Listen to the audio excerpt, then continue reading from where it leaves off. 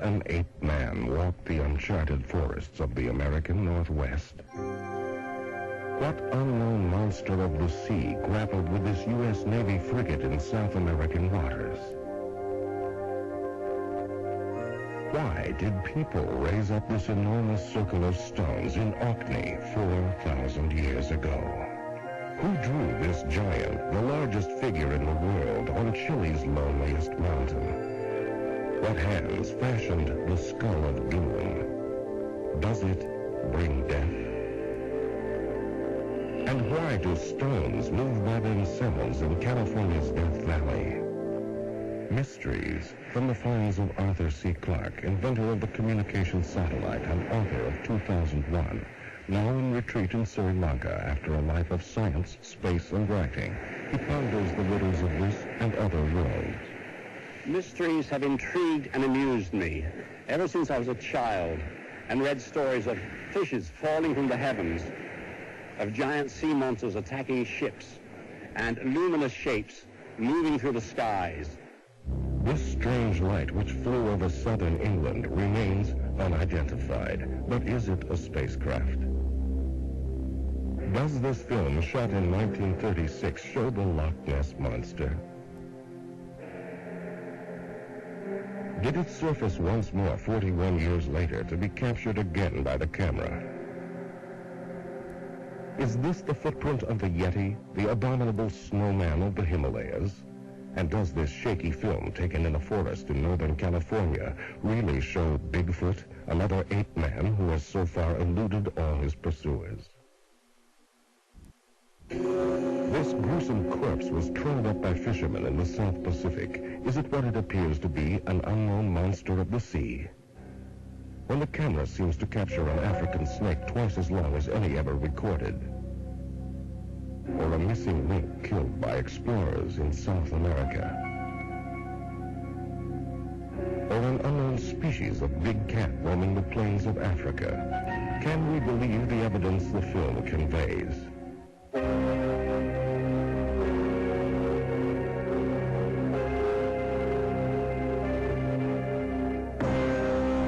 Arthur C. Clarke's Mysterious World is a 6-volume cassette series.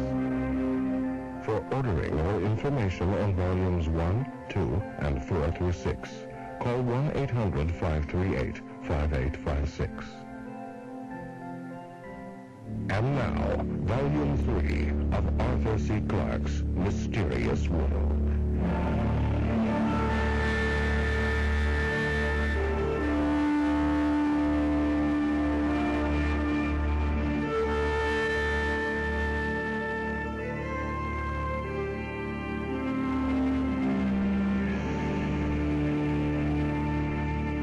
It may seem incredible that creatures like large man-apes can still exist in the modern world.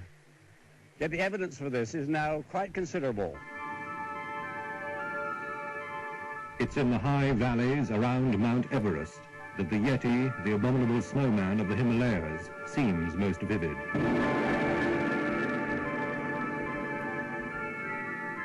For the Sherpas of the high mountains, there are no doubts.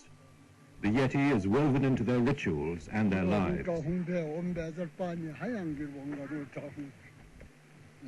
Kunjo Chumbi is the headman of the Kunjung village. He has seen the Yeti.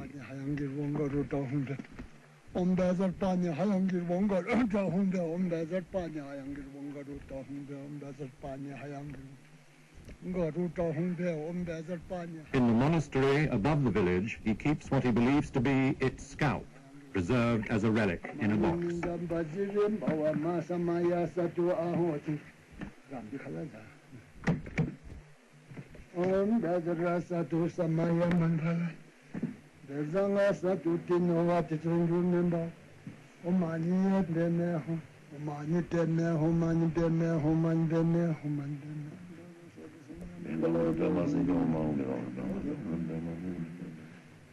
With some assurance, he imitates the Yeti's cry.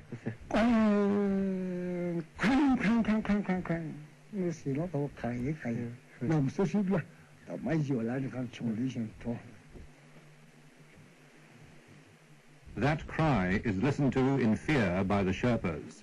6 years ago, Lakpa Damani heard it close by. A Yeti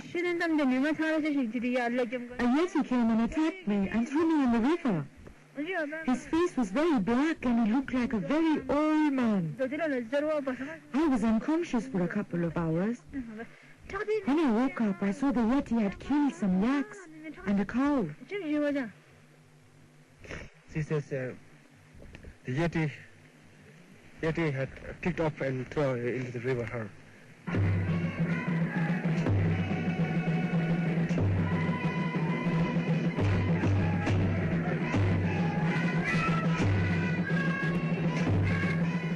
The Yeti looms throughout the myths and legends of the Nepalese people. Desmond Doig, with Sir Edmund Hillary, led the biggest expedition to hunt for the Yeti. He found that the Sherpas had the most precise physical description of the creature. To the Sherpas, he's got a conical scalp, rather pointed ears, splayed nose, he's shaggy, he's bald around the chest and his stomach, and has a fairly human face. He's very nasty tempered, very, very nasty indeed, and is known to rip people apart if he gets a chance. Doig's expedition wrote off the Yeti, wrongly he now feels, as an Oriental fantasy. I'm afraid our expedition was a great gaudy mess. Any self-respecting Yeti would have kept way, way away from us. We had 600 coolies. We had about 200 Sherpas, and there were about 40 of us in the most beautifully designed and colored anoraks. Our tents were vividly colored.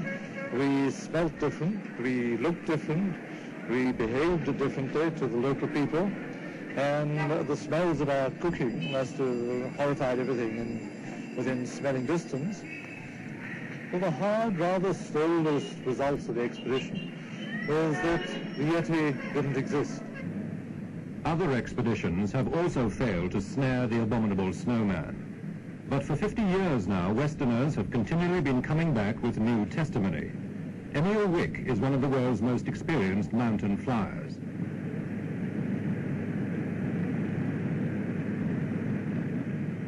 Two years ago, he was taking a party of Japanese tourists on a flight over Kanchenjunga. I saw on one of the hills some tracks I have never seen before in my life, really. So I went closer with the plane. I was watching. Are there some paper? Are there some empty tins, cigarettes, whatever? But it was absolutely clear. Only the prints were there. And from there, 4 of these tracks went to the Chamlang side, to the north.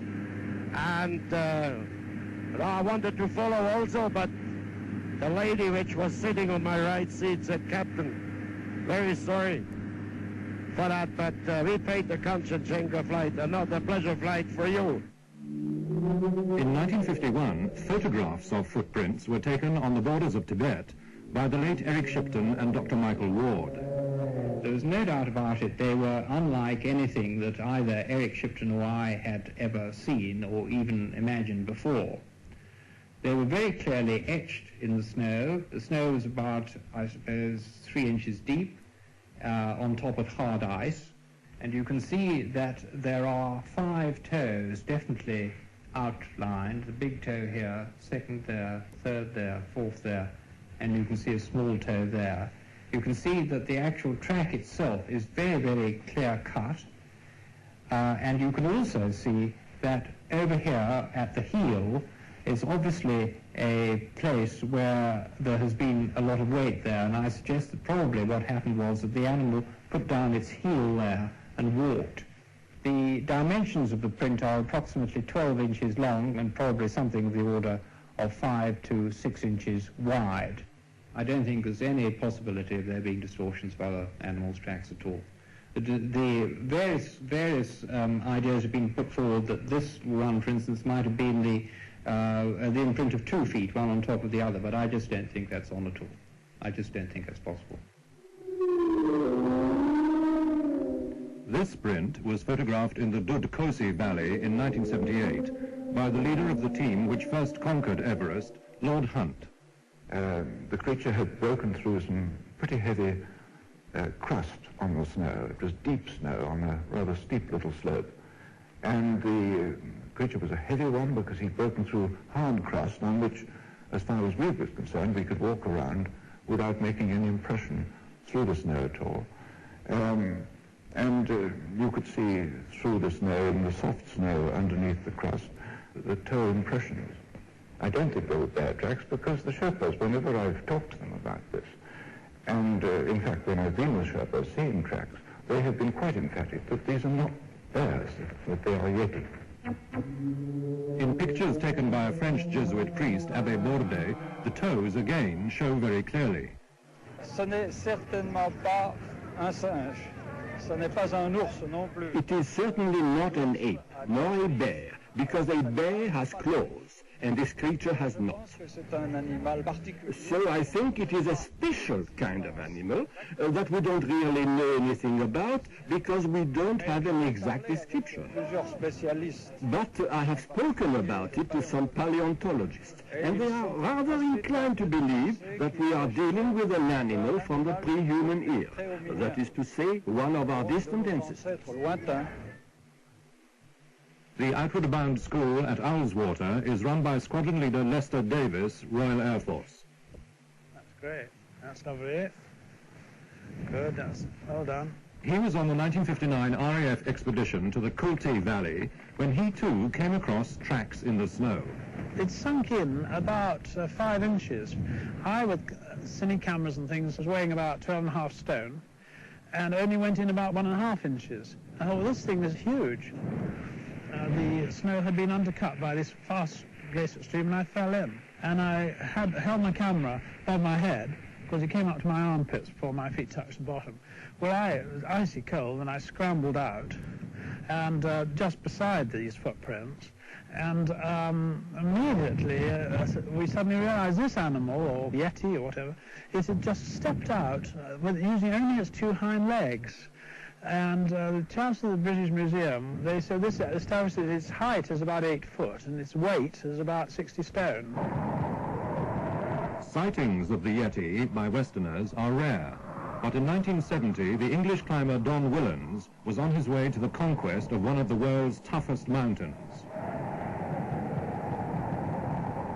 Annapurna by the south face. I heard what sounded like bird cries from at the back of me, and I looked at the Sherpa and he said, "Yeti coming, Saab." So I whipped round and looked up the mountain and I saw 2 black crows flying away and a black shape drop behind the ridge. Well, my first thought was, Christ, what do we do now? Grab the ice axe or what? What he did do was photograph the tracks. Next night it reappeared and he was watching it again. And then quite suddenly it was almost as if it realised that it was being watched, so to speak.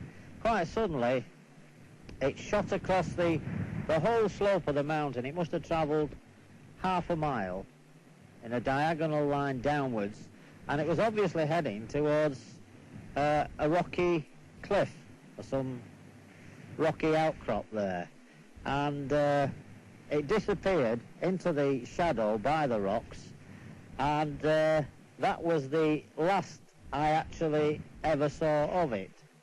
So how strong is the evidence? It is not beyond the bounds of possibility that a creature like the Yeti does exist in some remote parts of the world. I personally now stick my neck out and say I'm a firm believer in the Yeti. I think it's a very strong case to answer. Having eliminated bears in my own mind, I can find no other explanation but that there is an unidentified creature still to be discovered. It's noticeable that the hard evidence comes from Western visitors and consists mostly of photographs of footprints, which vary considerably. However, we do know that melting snow can play strange tricks. As for the Sherpas, their stories of the Yeti seem inextricably bound up with their religion. and it's hard to separate myth from reality. In America, however, the evidence for Bigfoot is much more straightforward.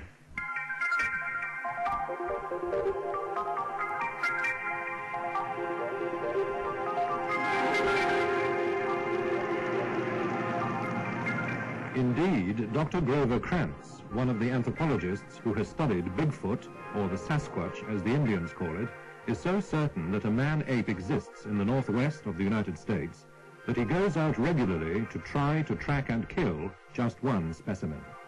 I'm convinced that these creatures exist for a variety of reasons. One of these, perhaps the most important to me, is a careful study of the footprints that has satisfied me that in at least some cases these footprints could not have been faked. But more than that, there are sightings by reputable citizens, some by disreputable citizens, but the number of good sightings that seem to be unshakable is now numbering in the many hundreds that I am personally aware of, and they probably number in the thousands at least. The number of Sasquatch is very difficult to estimate, of course, but within the northwestern part of the United States, I would be inclined to estimate in the vicinity of 200, with perhaps at least an equal number in the adjacent parts of western Canada. If there were fewer than that, then it does not seem to be a viable breeding population. Any more than that, I would think they'd be seen more often.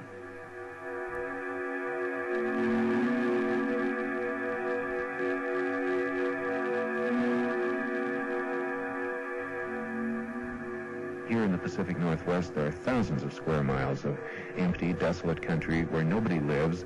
Almost never does anybody travel through it, and something like the Sasquatch could quite easily live here, being only occasionally seen, and no remains ever being found is not at all surprising. The sightings of Bigfoot spread right across the northwest United States. This is Washington State. Sergeant Larry Gamache was driving home one night with his family and sister-in-law Kathy. I noticed quite a distance ahead of me an object move out of the dense forest towards the clearing between the forest and the highway. And I started to slow then, and as I got a little bit closer, I noticed it was walking very much like a human. Arms down at its side, swinging just in a normal walking gait. It just got bigger and bigger as we went closer to it, and it was hairy and just didn't look, well, I wanted to close my eyes, but you didn't want to. You want to look. You want to see what you're going to see, but yet you don't. The most impressive thing was the human features in the way that it walked. The fact that the facial area wasn't really covered with a lot of hair. The eyes, seemed normal as I looked through the windshield at him. And the height, the size, the sheer physical size of it, it had to have been, in comparison to what I can relate back to today, maybe 7.5 feet tall, because I had to physically look up through the windshield to see the face and the head. And I was in a pickup truck, so they sit up quite a bit higher than a car, so it was at least 7 feet, maybe 300, 350 pounds. Bigfoot now emerges often enough to get on television news. This is KFYR, Bismarck, North Dakota. It's here in and around Little Eagle, South Dakota, where there have never before been any sightings of the so-called Bigfoot or Sasquatch, where the people of this small community are now becoming believers. There have been 17 sightings of the creature in the past month. The latest sighting was at the Shooting Bear residence on a bluff overlooking the town. Last Tuesday night, Hannah Shooting Bear saw the creature from her house while it was looking in the window of her daughter's trailer about 30 yards away. Elderly Hannah was the only one to see the creature, but her son-in-law is reported to have fired several rifle shots into the air after it had moved off. What do you think they ought to do about him around here? Kill him. He might hurt somebody. Despite that recommendation, the Bigfoot hunters want to keep him alive. Their plan is to lure him into an area where they can either take his picture or shoot him with a tranquilizer. They believe in the notion suggested by an outsider that Bigfoot is attracted to menstruating women. This bait consisted of some used feminine articles. Dennis Newman reporting from Little Eagle, South Dakota. Across the mountains on the Pacific coast in Washington State, veteran hunter and Rockingham County police officer Kenny Cooper was driving along this road when he heard a weird noise. I was coming down north on this road here, and I heard some noise screaming back in here. All the time I was going along, he was screaming. And everybody in Whatcom County could hear it because I did have the police mic outside. So they were listening to whatever it was that I was hearing. And the noise that was coming from that creature is what was on the recorder here.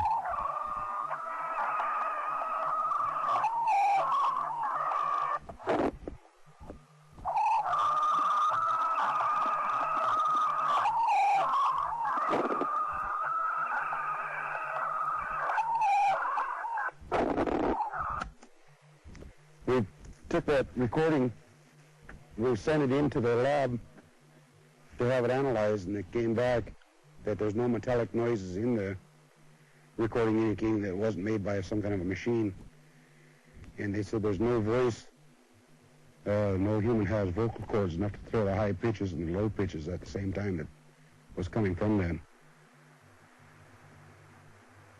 But it was Bob Gimlin and his friend Roger Patterson out trekking at Bluff Creek in Northern California who were the ones to suddenly find a large hairy creature appear in front of them when they actually had a loaded cine camera with them.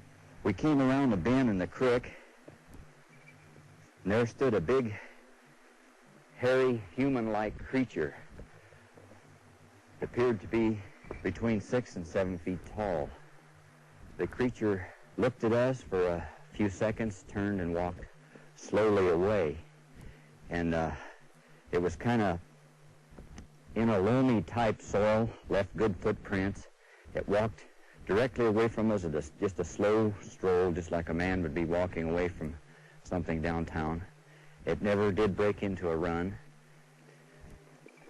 Well, the animal appeared to be a female due to the fact that it appeared to have mammary glands. And the thing walked very agile, very fluently, and it had huge, bulky muscles. An overall description, it looked like a huge, hairy human being.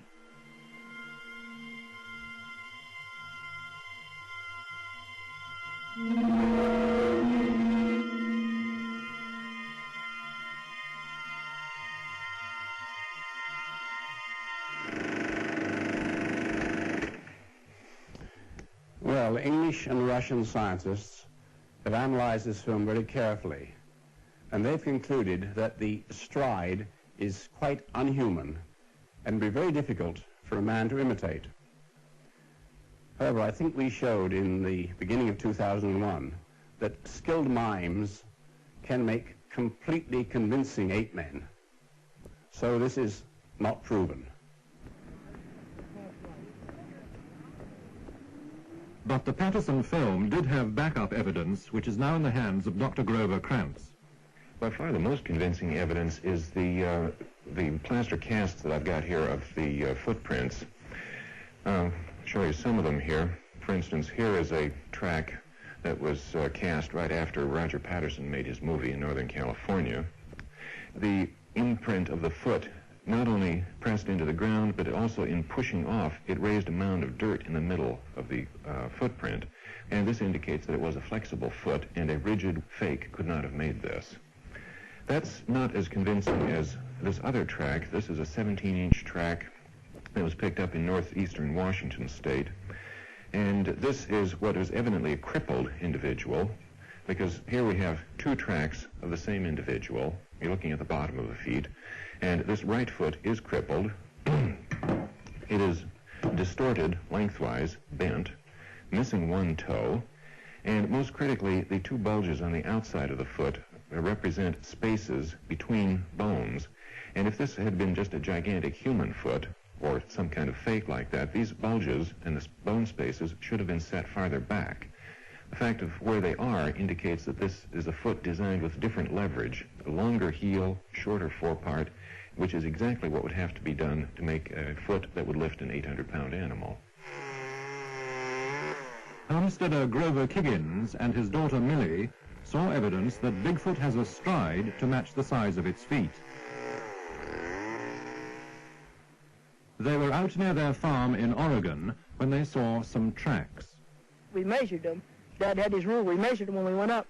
He stepped 67.5 inches, which is a long step. And then when he went down, he came down the road, and when he stopped at the edge of the road, he went off the road into the timber, down into the rough brush and timber. He stepped 7 feet when he stepped down in there. And I followed him for a little ways down in there, but I decided I didn't want to go down in there and see what made those tracks. And in one place, he come to a fence, about a 4-foot barbed wire fence. He just stepped over that like it wasn't there. I had to crawl through or under. I think Bigfoot is an animal that we already know from the fossil record. I'll show you a specimen here. This is a cast of the lower jaw of what we call the Gigantopithecus. This lived in China about 500,000 to 1 million years ago. I'd like to compare this with the gorilla. This is a cast of a gorilla's skull, so you can see the size of this thing. This was an animal that probably weighed about 400 pounds in the wild. And just looking at the lower jaw alone, what's perhaps most interesting is from the underside of the jaw, there's a difference.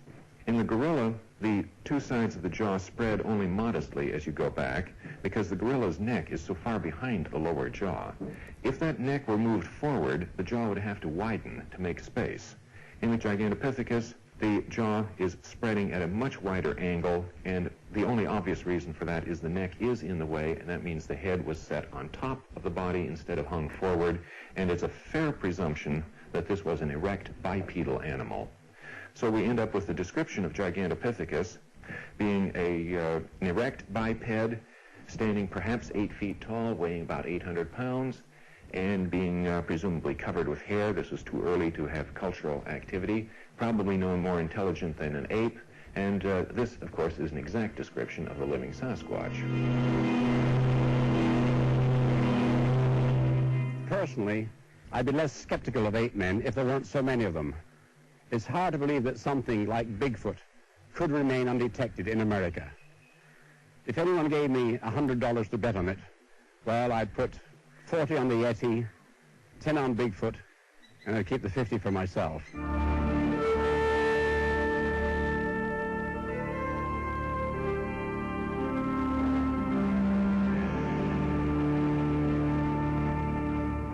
Even in this small island, there are reports of strange animals not yet positively identified. The horned jackal and the devil bird with its hideous strangled shriek. Yet this jungle, even though it stretches as far as the eye can see, is nothing compared with the forests which cover much of Africa and South America. There's room for a whole zoo full of unknown animals there. And looking at this, I'm reminded of a riddle posed by an old philosopher. What is the most cunning of all the animals? That which no man has yet seen.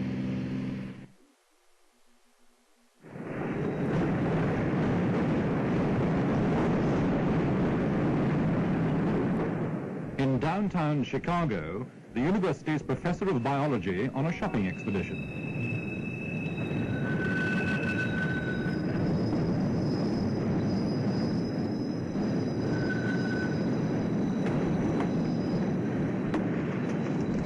What is all of this you have? Well, a jungle machete, a jungle hammock, some medical supplies for the tropics, and a backpack. Where are you off to with it? Well, you may not believe this. We're off to Africa to look for dinosaurs. For it's in the Congo that Professor Roy Mackle and his colleague, explorer James Powell, really believe, from many reports, that there may exist a living dinosaur, or something like it. The animal is described as being as big as an elephant, or at least as big as a hippopotamus. It has a long head and neck and a long tail. It has feet that are like a hippopotamus, but it has 3 claws on each of these feet. Every kind of animal that we can think of that is alive today doesn't fit this picture. The closest it comes to, and amazing as this may seem, is a dinosaur that is extinct perhaps 65 to 70 million years. It does have an almost perfect resemblance to certain types of dinosaurs, particularly the 3-clawed footprint. That's almost the trademark of certain long-necked dinosaurs. What really got me onto this was in 1976, I had a grant from the Explorers Club of New York to study rainforest crocodiles in Gabon, which is the country immediately to the west of Congo. And since I had read about these reports, I decided to see if I could come across any similar information. So among the Fang tribesmen, I tried a little, flashcard test. I first of all showed them pictures of 5 animals which are reasonably common in the Gabon jungles. And in each case I would say, can you recognize this animal? What is it? He says, sure, of course, that's an elephant, that's a gorilla, that's a leopard, etc. These things live around here in the jungle. We know them. Then just as a control test, I showed him a picture of a bear. Now, there's no bear in Africa, so far as we know. And I said, do you know that animal? He said, no, we've never seen this. That animal does not live around here. Then, just matter-of-factly, I showed him this. It's a picture of a diplodocus from the children's book on dinosaurs. I said, do you know that animal? And in several different villages, representing at least 2 different cultural groups, I would get consistent answers. Yes, that's the Nyamala. We know that animal. It lives back in the deep lakes, deep in the jungles. Well, the evidence is strong enough that there seems to be some strange animal in this Congo. And if it's a dinosaur, it would be interesting enough for us to leave Chicago, the bright lights, the ghost of Mayor Daley, and go to the Congo. Thus inspired, Chicago's Congo Expedition 1980 equips itself for the unknown. Well, since the hammock works, James, I think I'll try on this mosquito hat. It won't keep out any mosquitoes, but let's see if it keeps out the snowflakes today. Oh, that was great. For even original. It feels warmer already. I don't feel any snowflakes, so it must work on mosquitoes, too. Somehow it doesn't look like the picture, does it? Well, that may sound a little crazy, and later we'll see what happened to them. But remember that until quite recently, people refused to believe in the mountain gorilla, the okapi, the Komodo dragon. They were all discovered in this century. Even the panda's a recent arrival. It was literally pandemonium when San Francisco gave an all-American welcome to a real VIP, a very important panda. Baby Sulin is the first giant panda to be brought to captivity. Now it's tea time with Mrs. Ruth Harkness.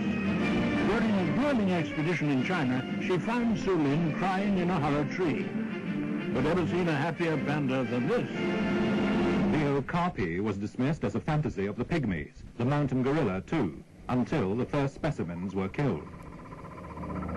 Who would believe the current stories of a saber-toothed killer loose even now in the Australian bush if we didn't have evidence on film that the ferocious Tasmanian tiger, this is the last one known, was still alive in Hobart Zoo in 1933. Snakes that can swallow a donkey look like Swiss Family Robinson fiction, except we do have eyewitnesses and even photographs. This giant anaconda was killed on the Amazon. According to a Rio paper, it was 130 feet long. This one was dispatched on the banks of the Mogiachu River in the interior of Brazil. When this snake, allegedly 115 feet in length, emerged from the river Oyapock, the militia were called out to machine gun it. But it was in Africa, the Congo, that an undoubtedly monstrous specimen appeared to confront this Belgian helicopter pilot, Remy van Leerde, as he returned from a mission in 1959. So as we had a camera on board, I decided to make several passes over the hole where the snake was in able to let the man take a picture of it. And I made certainly between 4 and 6 passes right over the hole where the snake was in. By then I was already flying for 25 years, so I have a very good experience of measuring things. And I would say the snake I saw there was close to 50 foot, close to 50 feet. I don't know, you say 50 foot or 50 feet, but very close to certainly. And it was moving inside the hole and looking very dark green, deep green, brown, with his belly white. Now when I came down on that snake in his hole, and I would say at about 25, 30 foot up, the snake raised up by about, I would say, 10 foot. And I could very clearly, closely see the head, which was looking, and I could not make a better comparison, with a very large horse, with big, very, very big jaws, looking triangular. and you're just standing up like that to me, and I feel and I'm convinced if I had been in its range, it would have struck at me, it would have been striking me, and yet I would say it was certainly at least on the valley 2 foot wide and 3 foot long. It could have easily eaten up a man. This is one of those rare cases where we have an expert witness and an excellent photograph. Analysis of the ground features suggests that this animal was indeed at least 40 feet long. So monstrous snakes do exist. On the other hand, there's been a reward out for at least 60 years, initiated by Theodore Roosevelt, now worth $15,000, for any snake over 30 feet long, and no one has yet claimed it. Another controversial animal for which an excellent photograph exists is Lois's monkey. It was 1920 when from the Maracaibo jungle of Venezuela, these 4 gaunt and desperate figures emerged, the last remnants of a 20-strong expedition of Europeans who set off up the Rio Catatumbo 3 years before. All the rest had died, victims of fever or of the poisoned arrows of the Motilone Indians. But one of them, geologist Dr. Francis de Lois, still had with him one extraordinary picture, which was to divide the zoological world for 50 years. Could it really be an unknown ape? Yes, said Georges Montandon, France's most eminent zoologist. And he christened it Ameranthropoidus loisi, Lois's ape, though no ape had ever been known in America. But his deadly rival across the channel, Sir Arthur Keith, Fellow of the Royal Society, denounced the whole thing as a fraud or a nonsense. With academic scorn, he quoted Delois's own account in the Illustrated London News, telling of 2 creatures which had attacked Delois's party by the unorthodox means of defecating into their hands and throwing their droppings at the foe. The creature was merely a South American spider monkey, said Sir Arthur, with the tail either cut off or hidden. Dr. Montandon was not to be intimidated. He got his cousin, who worked for Standard Oil in Tulsa, Oklahoma, to send him a standard petrol tin packing case, as seen in the original photograph. Upon this, Montandon placed first a standard spider monkey, and then a standard Frenchman. Comparisons seemed to make Lois's ape well over 4 feet tall. For Montandon, it was convincing proof. Since that day, no further evidence of a great ape has emerged from South America to vindicate Dr. Montandon or destroy theories of a hoax. But the question remains, why should a Swiss geologist, not much interested in zoology, his companions dying or being murdered all around him, be bothered to fake a picture? For that reason, if for no other, Lois's ape remains a mystery.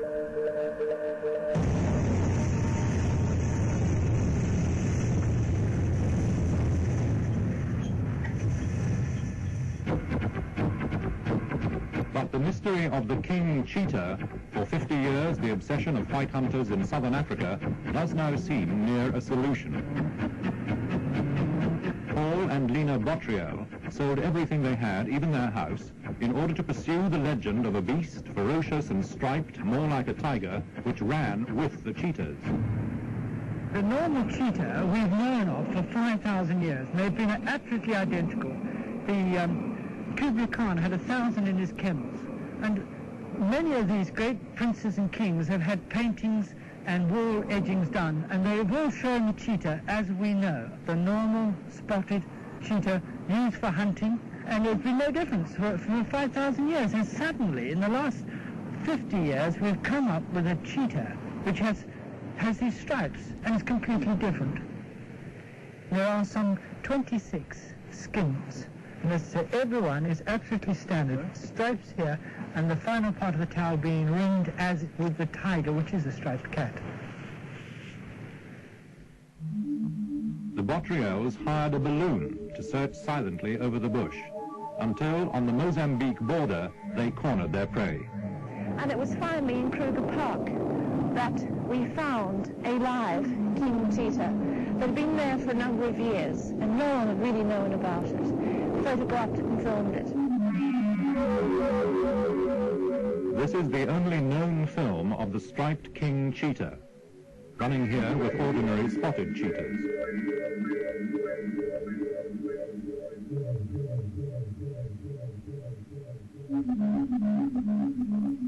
The theories are that it could be a hybrid, or alternatively, it's a mutation, being a strange pattern thrown up once in every few generations. Or thirdly, a species, which in fact is avoided man and is living in the area of Rhodesia, Mozambique, South Africa, Mozambique.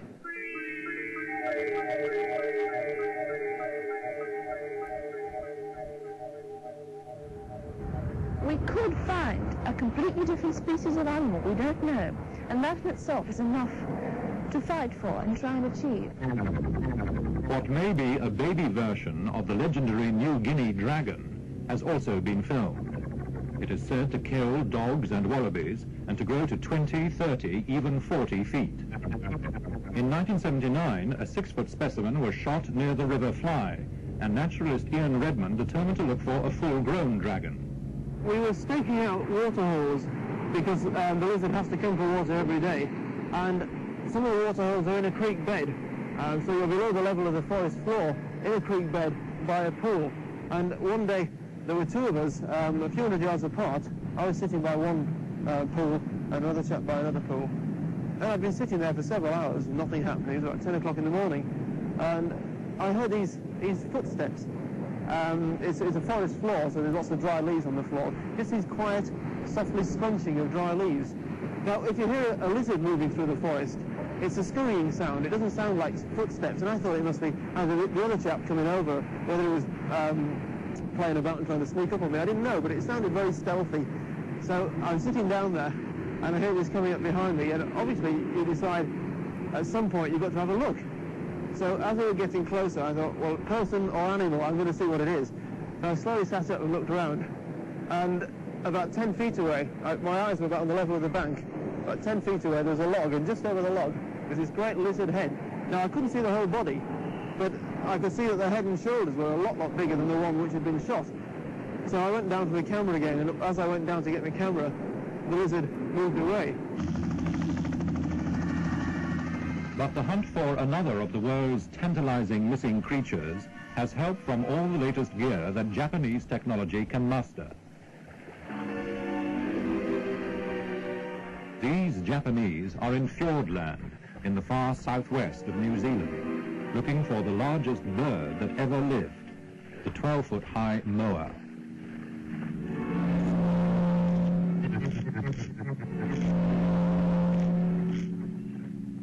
Excavations all over South Island have produced the massive bones of the moa.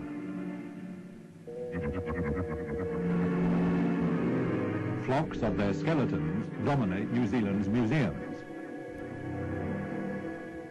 The moa certainly seems to have been seen as late as 1860, and one witness, Mrs. Alice Mackenzie, said she saw one on the sand at Martin's Bay in 1883. And it took me moments to leave, and I came near it.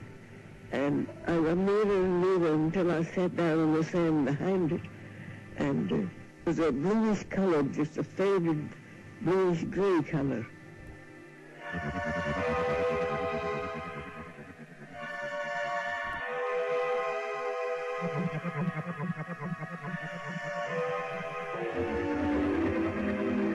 From the structure of the neck and head bones, and with the help of a computer, the Japanese have ingeniously constructed what they believe may have been the call of the moa.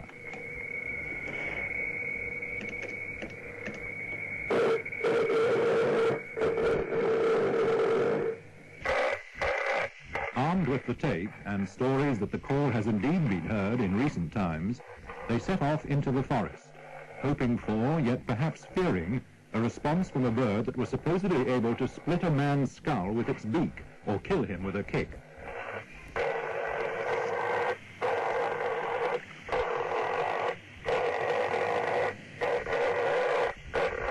Sadly, there was no reply.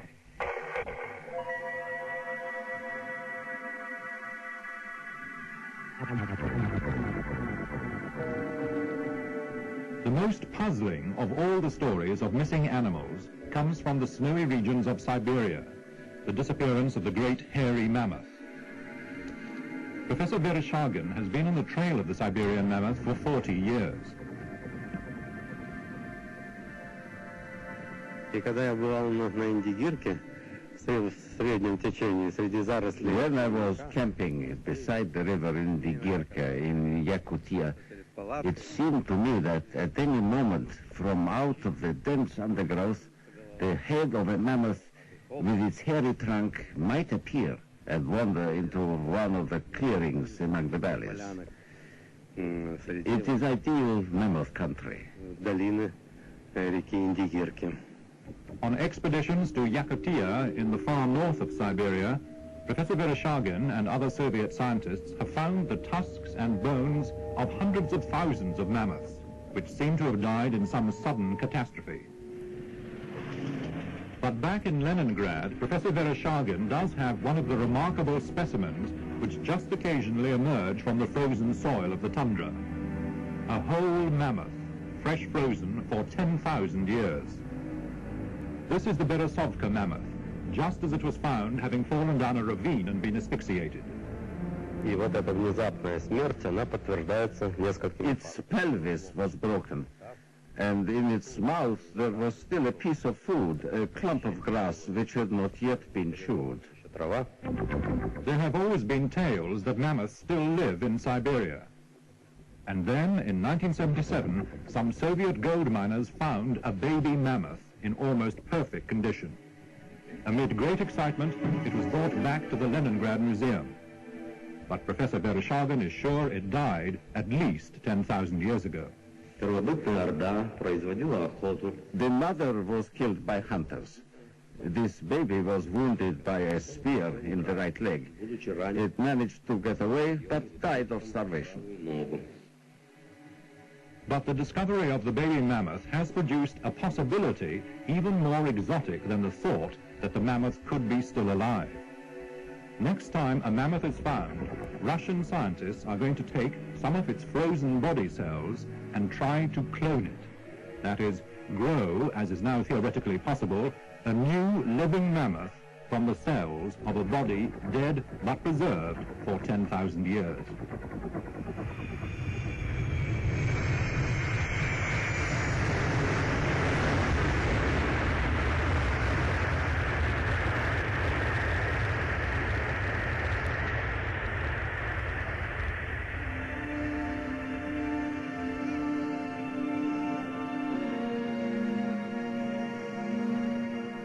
Meanwhile, in the winter gloom of Kennedy Airport, the two intrepid dinosaur hunters return from their quest in the Congo. This expedition into the Congo was the most difficult thing that we've ever done, but it was well worth it. It was both the best and the worst that I've been on. In the sense, it was the worst in terms of the difficulties encountered, but it was the most exciting in the results of any of the African things I've been on. I remember walking through muck, slipping into slime up to my ankles, up to my waist at times. I remember the complete exhaustion every half an hour. When you couldn't get another breath of fresh air, you couldn't take another step. We were looking for eyewitness observers, and we gradually began to zero in on the geographical part of this area where eyewitness observers were concentrated.